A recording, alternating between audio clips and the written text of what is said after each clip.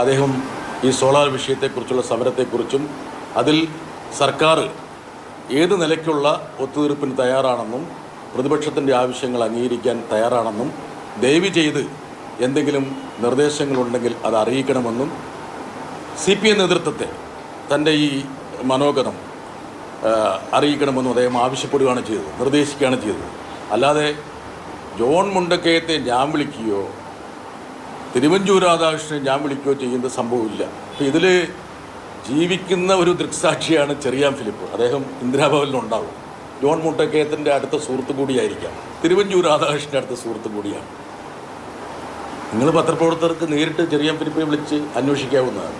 മാത്രമല്ല അന്നത്തെ കോൾ ലിസ്റ്റുകളൊക്കെ എടുത്തു കഴിഞ്ഞാൽ ഞാനീ പറയുന്നത് വളരെ കൃത്യമായിട്ട് സാക്ഷ്യപ്പെടുത്തുകയും ചെയ്യും. എവിടെ നിന്നാണ് ഈ ജോൺ മുണ്ടക്കയത്തിന് ഈ കഥ കിട്ടിയതെന്ന് എനിക്കറിയില്ല.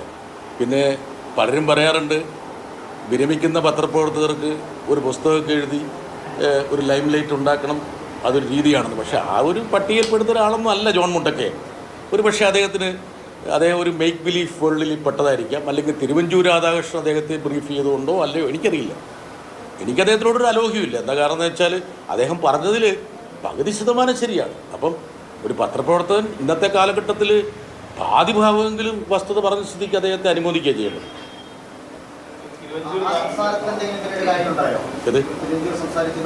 തിരുവഞ്ചൂർ സംസാരിക്കുകയും തിരുവഞ്ചൂർ അതിനുശേഷം തുടർച്ചയായി എന്നെ വിളിക്കുകയും ചെയ്തിട്ടുണ്ട്. മാത്രമല്ല തിരുവഞ്ചൂർ എന്നെ കാണണം എന്ന് പറഞ്ഞു. അപ്പം ഞാൻ പറഞ്ഞു, നിങ്ങൾ കേരളത്തിൻ്റെ ആഭ്യന്തരമന്ത്രിയാണ്, നിങ്ങൾ എന്നെ വന്ന് കാണേണ്ട കാര്യമില്ല. നിങ്ങൾക്ക് എന്നെ കാണണമെന്നുണ്ടെങ്കിൽ ഞാൻ നിങ്ങളെ വന്ന് കാണാം. യഥാർത്ഥത്തിൽ അന്ന് ഞാൻ അദ്ദേഹത്തെ കാണാൻ പോയപ്പോൾ എൻ്റെ കൂടെ ചെറിയാൻ ഫിലിപ്പും ഉണ്ട്. ഇപ്പോൾ ചെറിയാൻ ഫിലിപ്പ് എൻ്റെ രാഷ്ട്രീയ പാർട്ടിക്കാരൊന്നും അല്ല, CPM അല്ല, അദ്ദേഹം കോൺഗ്രസ്സിലാണ്. അദ്ദേഹത്തിനോട് ചോദിച്ചാൽ മതി, അദ്ദേഹം പറയും. അന്നത്തെ തിരുവഞ്ചൂരുമായിട്ടുള്ള അന്നത്തെ കൂടിക്കാഴ്ചയിൽ ചെറിയാൻ ഫിലിപ്പും പങ്കെടുത്തതാണ്. ജോൺ മുണ്ടക്കയത്തിന് ഇത് എവിടെ വിവരം കിട്ടിയെന്ന് എനിക്കറിയില്ല കേട്ടോ. അതാണ് മുഖ്യമന്ത്രി രാജിവെക്കണമെന്ന ആവശ്യം മാറി ഈ ജുഡീഷ്യൽ അന്വേഷണം എന്ന തീരുമാനത്തിലേക്ക് എത്തിയത് അതിനുശേഷമാണ്. ജുഡീഷ്യൽ അന്വേഷണം എന്നുള്ളത് ഇടതുപക്ഷത്തിൻ്റെ ഒരു ആവശ്യമായിരുന്നു. എല്ലാ സമരങ്ങളിലും മുദ്രാവാക്യങ്ങൾ വെക്കും.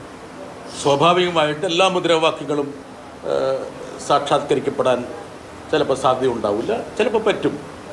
CPM നേതൃത്വം യുക്തമായിട്ടൊരു തീരുമാനമെടുത്തു. അത് മാത്രമല്ല, അദ്ദേഹം പറയാത്തൊരു കാര്യം കൂടി ഞാൻ പറയാം. എന്താ കാരണം എന്ന് വെച്ചാൽ തിരുവഞ്ചൂർ അതിനുശേഷം എന്താണ് CPMൻ്റെ അഭിപ്രായമെന്ന് ചോദിക്കാൻ CPM നേതൃത്വവുമായിട്ട് ബന്ധപ്പെടുകയും CPM കൃത്യമായൊരു കാര്യം പറഞ്ഞു.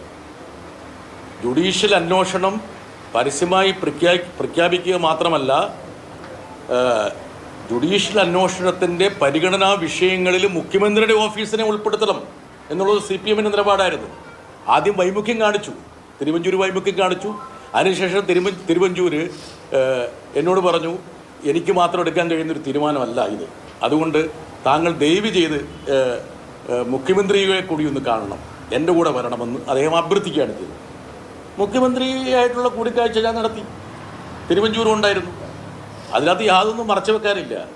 എവിടെയാണ് ഈ ജോൺ മുണ്ടക്കയെ? പക്ഷേ ജോൺ മുണ്ടക്കയെ വന്ന് മനോരമ പത്രത്തിൻ്റെ ബ്യൂറോ ചീഫല്ലേ, ഇത്രയും വിലപ്പെട്ട വിവരങ്ങൾ കിട്ടിയ ആ പത്രത്തിന് കൊടുക്കണ്ടേ?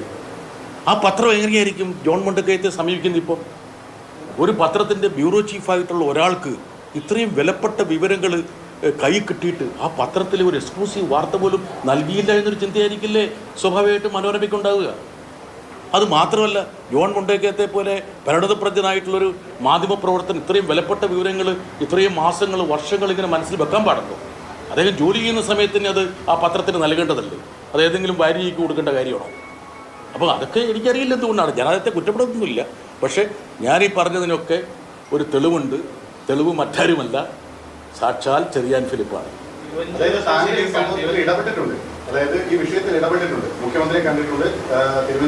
തിരുവഞ്ചൂരിൻ്റെ അഭ്യർത്ഥന പ്രകാരം തിരുവഞ്ചൂർ കൺവേ ചെയ്ത കാര്യം ഞാൻ CPM നേതൃത്വത്തെ അറിയിച്ചിട്ടുണ്ട്. സ്വാഭാവികമാണ്. ഞാൻ പാർട്ടിയുടെ പ്രവർത്തകരാണ്, പാർട്ടിയോടൊപ്പം നിൽക്കുന്ന ആളാണ്, കൈരളി ചാനലിൻ്റെ മാനേജിംഗ് ഡയറക്ടറാണ്. അത് പാർട്ടി നേതൃത്വത്തെ അറിയിച്ചിട്ടുണ്ട്. പാർട്ടി നേതൃത്വം യുക്തമായ തീരുമാനമെടുക്കും. തീർച്ചയായിട്ടും. എന്താ കാരണം എന്ന് വെച്ചാൽ അവർക്ക് പല കാര്യങ്ങളും പറയാനുണ്ടെന്ന് പറയുമ്പോൾ അവർക്ക് പറയാനുള്ളത് എന്താണെന്ന് കേൾക്കുക എന്നാണ് പറയുന്നത്. സ്വാഭാവികമല്ലേ? ഇപ്പം കേരളത്തിലെ മുഖ്യമന്ത്രിക്ക് ചില കാര്യങ്ങൾ പറയാനുണ്ട് ഇപ്പോൾ. പക്ഷേ CPMൻ്റെ എനിക്ക് നൽകിയിട്ടുള്ളൊരു നിർദ്ദേശം വളരെ വ്യക്തമായിരുന്നു. ജുഡീഷ്യൽ അന്വേഷണം മാത്രം പോരാ, ജുഡീഷ്യൽ അന്വേഷണത്തിൻ്റെ പരിഗണനാ വിഷയങ്ങളിൽ മുഖ്യമന്ത്രിയുടെ ഓഫീസ് ഉൾപ്പെടണമെന്ന് പറഞ്ഞു. നിങ്ങളൊന്നും കൂടി പരിശോധിച്ച് നോക്കുക. ആ ജുഡീഷ്യൽ അന്വേഷണത്തിൻ്റെ പരിധിയിൽ മുഖ്യമന്ത്രിയുടെ ഓഫീസ് വരികയും ജസ്റ്റിസ് ശിവരാജൻ മുഖ്യമന്ത്രിയെ വിളിച്ച് മൊഴിയെടുക്കുകയും, അത് എത്ര നേരം മൊഴിയെടുത്തത്. ജസ്റ്റിസ് ശിവരാജൻ്റെ റിപ്പോർട്ടും ഇന്ന് നമ്മുടെ സമക്ഷമുണ്ട്. അതിൽ മുഖ്യമന്ത്രിയുടെ ഓഫീസിനെ കുറിച്ച് എത്രയോ പേജുകളുള്ള പരാമർശങ്ങളുണ്ട്. അപ്പോൾ സ്വാഭാവികമായിട്ടും മുഖ്യമന്ത്രിയുടെ ഓഫീസിനെ ആ ജുഡീഷ്യൽ അന്വേഷണത്തിൻ്റെ പരിധിയിൽ നിന്ന് മാറ്റി നിർത്തണമെന്നുള്ള ഒരു നിലപാടായിരുന്നു അവർ ആദ്യം സ്വീകരിച്ചത്. പക്ഷേ പിന്നീട് അതും കൂടി അംഗീകരിക്കാനുണ്ടായത്. ഏത് ഇല്ല, ഇത് പിന്നെ ഞാനവിടെ പോയതൊരു മാധ്യമപ്രവർത്തകൻ എന്ന നിലയിലില്ല. ഇപ്പം എൻ്റെ ഒരു റോള് അവിടെ CPM പ്രവർത്തകൻ, അത് മാത്രമല്ല തിരുവഞ്ചൂർ അഭ്യർത്ഥിച്ച പ്രകാരമുള്ളതാണ്. ഒരു മാധ്യമപ്രവർത്തകൻ്റെ ജോലി ചെയ്യേണ്ടത് ജോൺ മുണ്ടക്കയാണ്. ഞാൻ കൈരളി TVയുടെ മാനേജിംഗ് ഡയറക്ടറും CPMൻ്റെ ഒരു പ്രവർത്തകനുമാണ്. സാധാരണഗതിയിൽ സമരങ്ങൾ നടക്കുമ്പോൾ ചർച്ചകളുണ്ടാവും. അപ്പോൾ അതുപോലെയുള്ള ഒരു ചർച്ചയാണ് ഇത് നടന്നത്, സമരം എന്നുള്ളതാണ്. അങ്ങനെ ഒരു കൂലങ്കഷമായ സമഗ്രമായ ചർച്ചയിൽ ഉണ്ടായിരുന്നില്ല. തിരുവഞ്ചൂർ രാധാകൃഷ്ണനെ സംബന്ധിച്ചിടത്തോളം അദ്ദേഹത്തിന് എന്ത് വിട്ടുവീഴ്ച ചെയ്തും ഈ സമരം അവസാനിപ്പിക്കണമെന്നൊരു ആഗ്രഹമുണ്ടായിരുന്നു. അതുകൊണ്ടാണ് അദ്ദേഹം എന്നെ ബന്ധപ്പെട്ടത്. ആദ്യം എന്നെയല്ല ബന്ധപ്പെട്ടത്, എന്നെ ബന്ധപ്പെടുന്നതിന് മുന്നോടിയായിട്ട് കൈരളി TVയിൽ അന്ന് പ്രവർത്തിച്ചിരുന്ന ചെറിയാൻ ഫിലിപ്പിനെയാണ് ബന്ധപ്പെട്ടത്. അദ്ദേഹത്തിൻ്റെ ഫോണിലാണ് സംസാരിച്ചത്. അദ്ദേഹത്തിൻ്റെ ഫോണിൽ സംസാരിച്ച ശേഷം ആ ഫോൺ എനിക്ക് കൈമാറുകയാണ് ചെയ്തത്. അതിനുശേഷമാണ് അദ്ദേഹത്തിൻ്റെ ആഗ്രഹപ്രകാരം അദ്ദേഹത്തെ കണ്ടത്.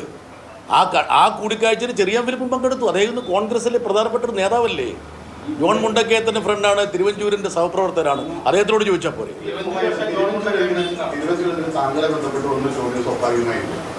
അന്ന് പാർട്ടി നേതാക്കളെല്ലാം സമരത്തിലാണ്, വലിയ പ്രക്ഷോഭത്തിൻ്റെ പാതയിലാണ്. മാത്രമല്ല കൈരളി TV പാർട്ടി നേതൃത്വവുമായിട്ട് ചേർന്ന് പ്രവർത്തിക്കുന്ന ഒരു സ്ഥാപനമാണ്. അങ്ങനെ പല ഘട്ടങ്ങളിലും ഗുഡ് ഓഫീസസ് ഉപയോഗിക്കാം.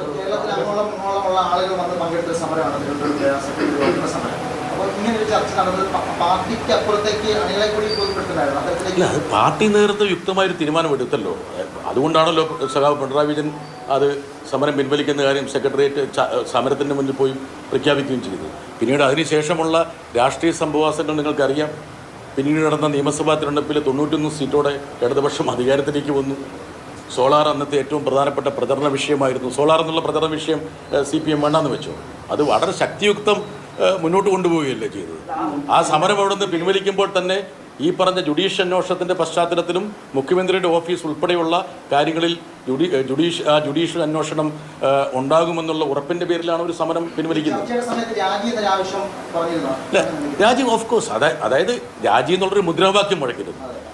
ഈ സ്പെസിഫിക് ആയിട്ടുള്ള ചർച്ചയിൽ എത്രത്തോളം മുന്നോട്ട് പോകാം, എത്രത്തോളം അവർക്ക് അക്കോമഡേറ്റ് ചെയ്യാൻ പറ്റും, ഇങ്ങനെയുള്ള കാര്യങ്ങളാണ് ചർച്ച ചെയ്യുന്നത്.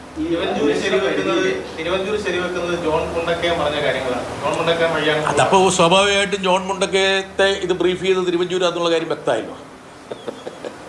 അത് വ്യക്തമായല്ലോ. തിരുവഞ്ചൂരിൻ്റെ ഒരു സ്ക്രിപ്റ്റ് ആയിരിക്കും ജോൺ മുണ്ടക്കയം പറയുന്നത്. വളരെ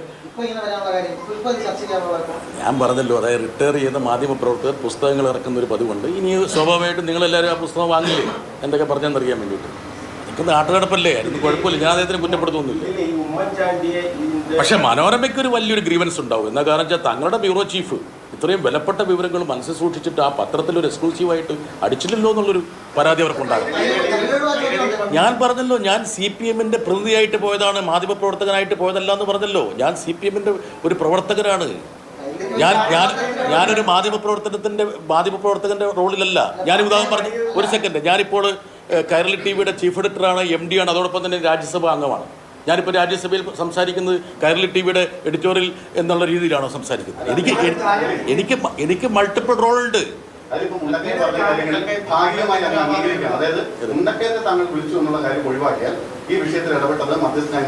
അല്ലല്ല, അതിനകത്ത് ഒരുപാട് തെറ്റുകളുണ്ട്. എന്താ കാരണം എന്ന് വെച്ചാൽ നിങ്ങൾ ആ ഡേറ്റുകളൊക്കെ എടുത്ത് നോക്ക്. അതായത് എന്താ ക്യാബിനറ്റ് എടുത്ത തീരുമാനമല്ലേ എന്ന് പറഞ്ഞു. ഏത് ക്യാബിനറ്റ് എപ്പോൾ എടുത്തിരിക്കുന്ന തീരുമാനം, എപ്പോഴാണ് എടുത്ത തീരുമാനം? ആ കേൾക്ക്, എവിടെ നിങ്ങൾ എടുത്തു നോക്ക്. ജുഡീഷ്യൽ അന്വേഷണത്തിന് ഉമ്മൻചാണ്ടി പല സമരവും അവസാനിപ്പിക്കാൻ വേണ്ടി പല തീരുമാനങ്ങളും പറയും.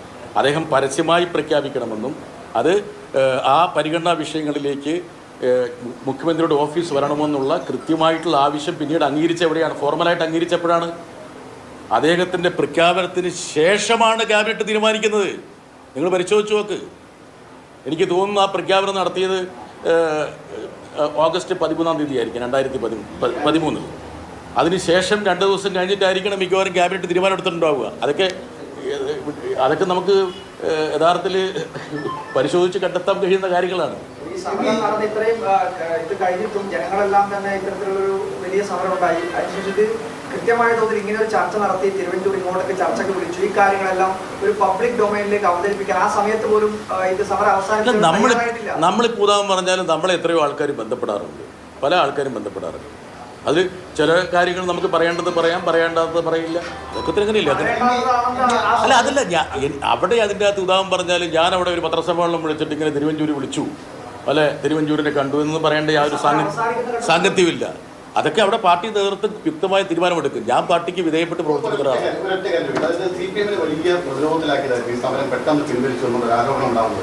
എന്നിട്ട് അങ്ങനെ ഒരു സംഭവം ഉണ്ടായിട്ട് പോലും, അങ്ങനെ ഒരു ആരോപണം ഉണ്ടായിട്ട് പോലും എന്തുകൊണ്ട് കൈരളി അന്ന് അത്തരം ഒരു വാർത്ത കൊടുക്കാൻ എത്ര ഒരു വാർത്ത? അതായത് തിരുവഞ്ചൂർ ബന്ധപ്പെട്ടിട്ടാണ് ഇത്തരത്തിൽ സമരം പിൻവലിച്ചത് എന്നൊരു വാർത്ത അന്ന് കൈരളി. തിരുവഞ്ചൂർ ബന്ധപ്പെട്ടുകൊണ്ടല്ല, CPM-ന്റെ ആവശ്യങ്ങൾ, ഇടതുപക്ഷത്തിൻ്റെ ആവശ്യങ്ങൾ അംഗീകരിച്ചുകൊണ്ടാണ്. അത് കൈരളി വാർത്ത കൊടുത്തിട്ടുണ്ട്. അത് കൈരളി എങ്ങനെയാണ് വാർത്ത കൊടുത്തത്?